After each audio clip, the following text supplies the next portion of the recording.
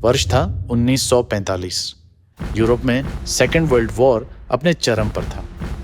Adolf Hitler के Nazi Germany की ताकत टूटने लगी थी, लेकिन अलाइड फोर्सेस अर्थात ब्रिटेन और अमेरिका अभी भी यह सुनिश्चित करना चाहते थे कि जर्मनी फिर कभी सिर न उठा सके।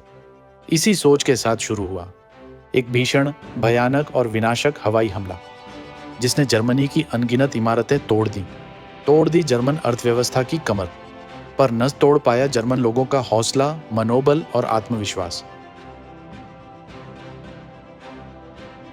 यह कहानी है जर्मन शहर ड्रेसडेन की, वो शहर जो राख में जला लेकिन राख से ही फिर खिला।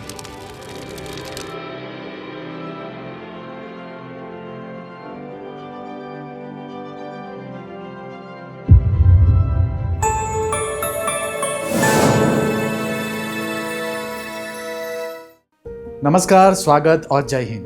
प्राचीन यूनानी मिथक में एक पक्षी का जिक्र आता है, फिनिक्स।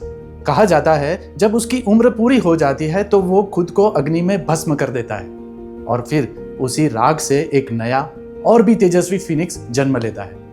वो पक्षी मृत्यु का अंत नहीं बल्कि पुनर्जन्म की शुरुआत माना जाता है, और यही कहानी दोहराई धरती पर वास्तविक रूप में जर्मनी के ड्रेसडेन शहर में।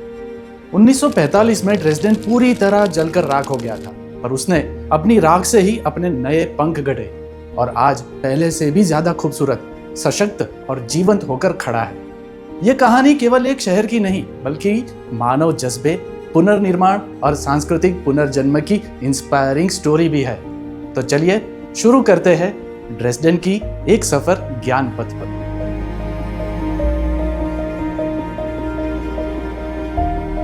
जर्मनी के पूर्वी भाग में एल्ब नदी के किनारे बसा ड्रेसडेन सांस्कृतिक रूप से समृद्ध, कला, स्थापत्य और संगीत से सजा शहर जो द्वितीय विश्व युद्ध से पहले यूरोप का एक सांस्कृतिक मोती था। यहाँ की बारोक और रोकोको शैली की इमारतें दुनिया में अद्वितीय थीं। फ्राउनकिर्चे यानी लेडीज चर्च, ज्विंगर पैलेस और सेम्पर ओपेरा हाउस, ये सभी जर्मन स्थापत्य कला के उत्कृष्ट नमूने थे। यह शहर संगीतकारों, कलाकारों और कवियों का बसेरा था। शहर के हर कोने में कला की धड़कन थी, लेकिन फरवरी 1945 में सब कुछ बदल गया।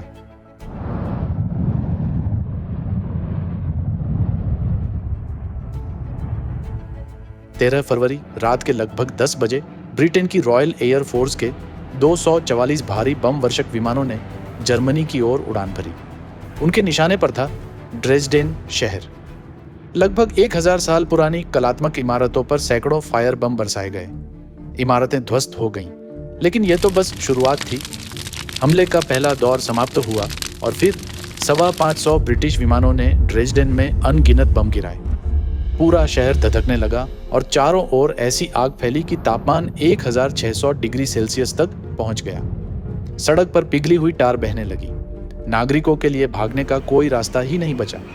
बच्चे, महिलाएं, पुरुष सब इस आग की लपटों में झुलसने लगे। उत्तर जर्मनी के आकाश में कई किलोमीटर दूर उड़ रहे ब्रिटिश विमानों के पायलट भी ड्रेसडेन की जलती हुई भयावह आग को देख सकते थे। बमबारी से निकला धुआं 15 किलोमीटर ऊंचाई तक गया, यानी वायुमंडल की ऊपरी परत तक।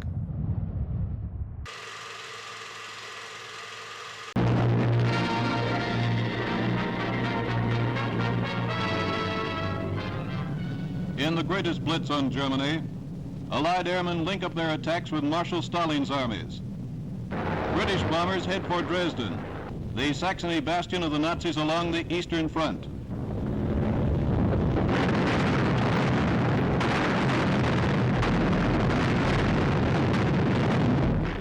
फरवरी 13, 1945 से लेकर फरवरी 15, 1945 तक एलाइड फोर्सेस ने 4 चरणों में ड्रेसडेन पर बमबारी की।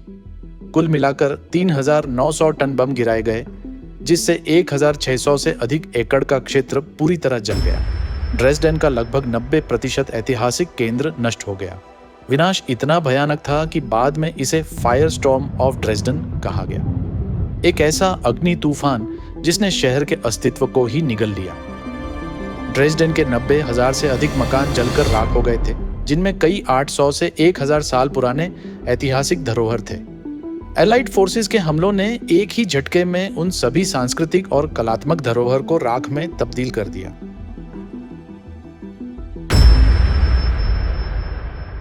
इतिहास की इस छोटी सी भूमिका के बाद अब हम शुरू करते हैं ड्रेसडेन की यात्रा का वर्णन। जर्मनी की ज्ञान यात्रा के दौरान कुल 19 गांवों और शहरों को देखने का मेरा कड़ा कार्यक्रम था, जिसमें ड्रेसडेन भी शामिल था। बर्लिन में 3 दिन बिताने के बाद 250 किलोमीटर प्रति घंटे की रफ्तार से दौड़ती इंटर सिटी एक्सप्रेस यानी आइस ट्रेन से मैं ड्रेसडेन पहुंचा। यह स्टेशन 1945 की ब्रिटिश बमबारी में पूरी तरह नष्ट हो गया था। बाहर निकलने के बाद कुछ दूर पैदल चलते हुए मेरी नज़र अचानक रेलवे स्टेशन की इमारत पर पड़ी और मेरे कदम वहीं ठहर गए। इमारत की ऊंचाई, डिज़ाइन, सजावट सब कुछ बिल्कुल वैसा ही था जैसा कि 20वीं सदी के उस पुरानी तस्वीर में दिखाई दे रहा। ये मुझे मिला पहला झटका था और ऐसे और भी कई आश्चर्य मुझे इस यात्रा में मिलने बाकी थे। होटल में सामान रखने के बाद मैंने अपने कैमरे को गले में टांगा और ऑल्ट स्टार्ट नामक क्षेत्र की ओर बढ़ा। जर्मन भाषा में ऑल्ट का अर्थ होता है ओल्ड और स्टार्ट का मतलब सिटी। ऑल्ट स्टार्ट के मध्य में एक भव्य चर्च है जो ईसा मसीह की माता मरियम को समर्पित है। इस चर्च का नाम फ्राउन किर्चे रखा गया, जिसका अर्थ है अवर लेडीज चर्च। लगभग 800 वर्षों तक फ्राउन किर्चे चर्च ड्रेसडेन के केंद्र में मजबूती से खड़ा रहा, लेकिन 14 फरवरी 1945 को ब्रिटिश विमानों ने इस पर बमबारी की और इस विशाल चर्च को खंडहर में बदल दिया। चर्च का लगभग 12,000 टन का गुंबद टूटकर जमीन पर गिर पड़ा। पत्थरों से बनी दीवारें भी ढह गईं, जो ड्रेसडेन के 800 साल के इतिहास की कई यादें समेटे हुए थीं। शहर के किसी भी कोने से दिखाई देने वाला यह चर्च अब नहीं रहा, जिससे पूरा शहर जैसे एक खालीपन सा महसूस करने लगा। यह खालीपन अगले 6 दशकों तक बना रहा, क्योंकि द्वितीय विश्व युद्ध में हार के बाद जर्मनी आर्थिक रूप से बुरी तरह तबाह हो चुका था। लोगों के पास बुनियादी जरूरतें पूरी करने के लिए भी पैसे नहीं थे। ऐसे में फ्राउन किर्चे चर्च को फिर से खड़ा करने के लिए धन कहां से आता? इसलिए जर्मन सरकार और ड्रेसडेन के निवासियों ने धैर्य का सहारा लिया और इस पवित्र चर्च के खंडहरों को हटाया नहीं गया, बल्कि प्रत्येक पत्थर को उसकी जगह पर रहने दिया गया। इस तरह 4 दशक और बीत गए। अंततः 1992 में फ्राउन किर्चे चर्च के पुनर्निर्माण की प्रक्रिया शुरू हुई। पहला कदम था लगभग 22,000 घन मीटर पत्थरों को ध्यानपूर्वक दूसरी जगह शिफ्ट करना। प्रत्येक पत्थर को हटाते समय इंजीनियरों ने मूल चर्च की तस्वीरें सामने रखी और इन तस्वीरों के आधार पर यह निर्धारित किया कि कौन सा पत्थर चर्च के किस हिस्से का था और उसी अनुसार उन पर निशान भी लगाए। इस तरह 17 महीनों की कड़ी मेहनत के बाद कुल 99,890 पत्थरों की पहचान की गई। शेष पत्थरों को अनुपयोगी मानकर छोड़ दिया गया। 27 मई 1994 को फ्राउन किर्चे चर्च के पुनर्निर्माण का विधिवत आरंभ हुआ।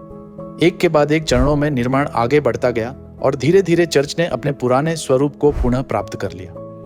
इंजीनियरों ने उन 99,890 पत्थरों को ठीक उसी स्थान पर स्थापित किया जहां वे 1945 से पहले थे।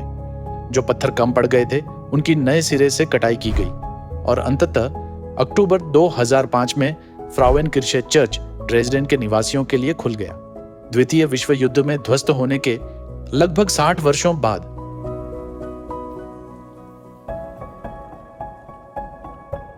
आल्टस्टार्ट क्षेत्र में पहुंचने के बाद मेरी पहली यात्रा फ्राउन किर्चे चर्च की ओर थी। इस चर्च की भव्य सजावट ने मुझे अत्यंत प्रभावित किया। जहां भी मेरी नजर पड़ती, कला का उत्कृष्ट नमूना दिखाई देता था। दीवारों पर चित्रकला, गुंबज के चारों ओर ख्रिस्ती धर्मगुरुओं की सुंदर चित्रकृतियां, संगमरमर की नक्काशी, मूर्तियां, यह सब देखते हुए मुझे ऐसा लग रहा था कि मानो ये चर्च 21वीं सदी में नहीं बल्कि सदियों पहले बना हो। मुझे मालूम था कि इसके पुनर्निर्माण में ओरिजिनल पत्थरों का इस्तेमाल किया गया है, लेकिन नए पत्थर भी 800 साल पुराने से क्यों लगते हैं, इसका जवाब मुझे जानना था।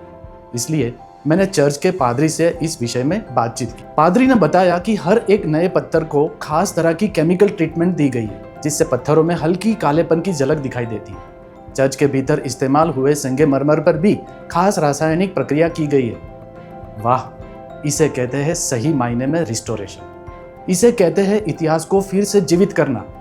फ्राउन किर्चे चर्च के बारे में पादरी से जानकारी प्राप्त करने के बाद मैं बाहर निकला।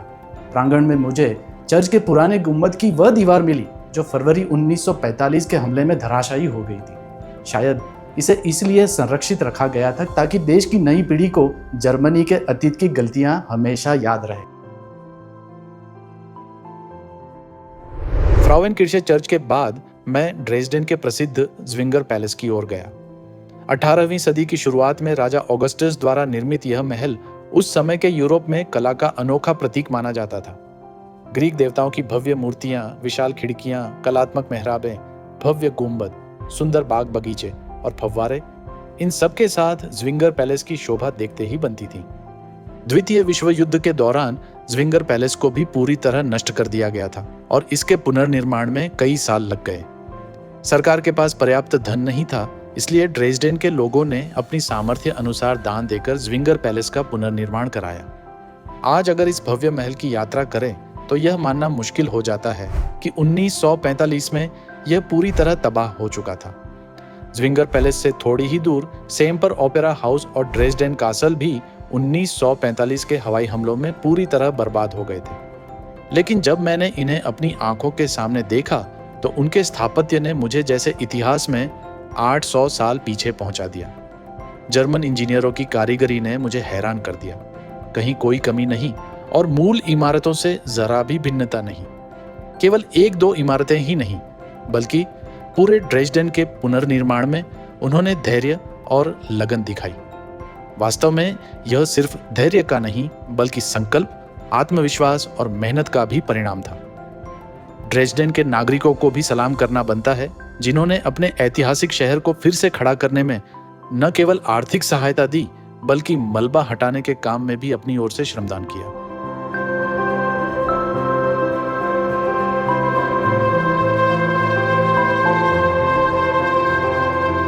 तो ये है ड्रेसडेन की कहानी, जो हमें सिखाती है कि कोई भी बम, कोई भी शस्त्र, कोई भी युद्ध इंसानी जज्बे को कभी नहीं मिटा सकता। कहानी जो हमें ये भी सिखाती है कि जज्बा हो तो विनाश के बाद भी निर्माण संभव है, और प्राचीन यूनानी मिथक के उस फीनिक्स पंछी की तरह राख से फिर कैसे उठा जा सकता है। तो जल्द ही मिलेंगे अगले जिप्सी वीडियो में। तब तक इस वीडियो को शेयर और चैनल को सब्सक्राइब जरूर कीजिए। थोड़ा समय निकाल के हमारी वेबसाइट को भी चेकआउट जरूर कीजिए। धन्यवाद, अलविदा और जय हिंद।